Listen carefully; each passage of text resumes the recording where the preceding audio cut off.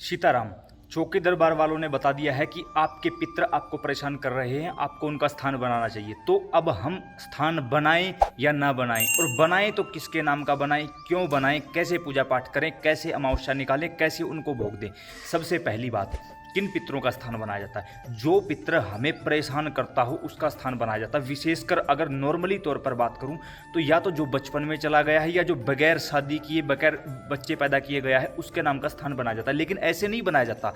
Mostly लोग यहीं पर गलती करते हैं कि किसी चौकी दरबार वाले ने बता दिया कि तेरे घर में इतने पितर हैं तो उनका स्थान बना दे, ये कर दे, वो नहीं, ऐसा नहीं करना चाहिए, गलती से भी नहीं करना चाहिए। अब जब तक पहली बात आपको उसके नाम का ही नहीं पता है तो आप किसके नाम का स्थान बना दोगे बताओ। अब कोई आपको बोले कि यहाँ दीपक लगा दो, वहाँ मान लो हनुमान जी की फोटो है, आप झट से लगा दोगे। और मैं कहूँ कि यहाँ दीपक लगा दो, आप ये तो पूछोगे यहाँ कौन सा देवता बैठा है, किसके नाम का दीपक लगा दे, क्यों लगा दें और किसका नाम लेकर लगाएं। ठीक इसी प्रकार जब तक आपके पितरों का आपको यही नहीं पता कि आपके यहाँ पर इस समय कौन सा पितर आपको परेशान कर रहा है, स्थान नहीं बनाना चाहिए। जब तक उसका शुद्धिकरण नहीं करवाओगे स्थान नहीं बनाना चाहिए।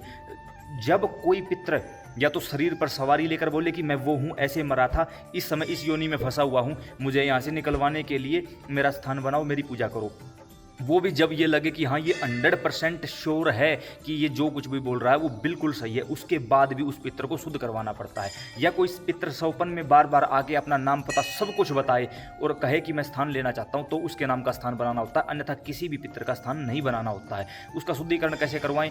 उसके लिए आपको नारायण बलि करवानी होगी। 4 पीढ़ियों में जितने भी लोग मरे हैं सभी के नाम की, छोटे बड़े, मेल फीमेल, मैरिड अनमैरिड, सभी के नाम की नारायण बलि करवाइए।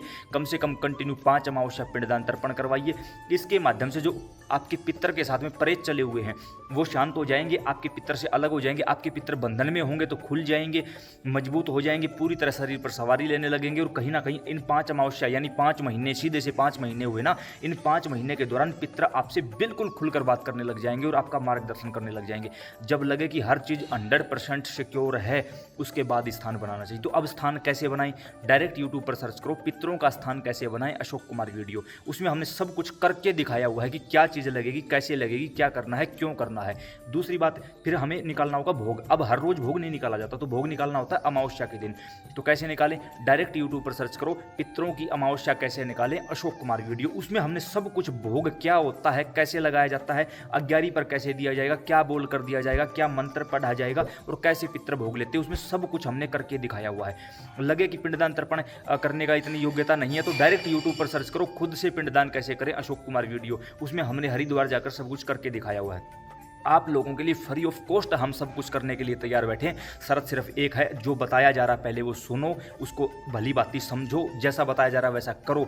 काफ़ी लोगों ने ये भी कहा कि भाई हमें पितरों के बारे में और जानकारी चाहिए। इस वीडियो के एंड में प्लेलिस्ट के रूप में पूरी प्लेलिस्ट लगा दी गई है, उसको देखो। काफ़ी प्रेमियों ने ये भी कहा कि भाई आपके साथ जुड़कर इस सीरीज में आगे बढ़ना है। नीचे डिस्क्रिप्शन बॉक्स में व्हाट्सएप ग्रुप का लिंक दिया हुआ है, आप डायरेक्ट वहाँ से हमारे साथ डायरेक्ट व्हाट्सएप पर जुड़ सकते हो। सीताराम।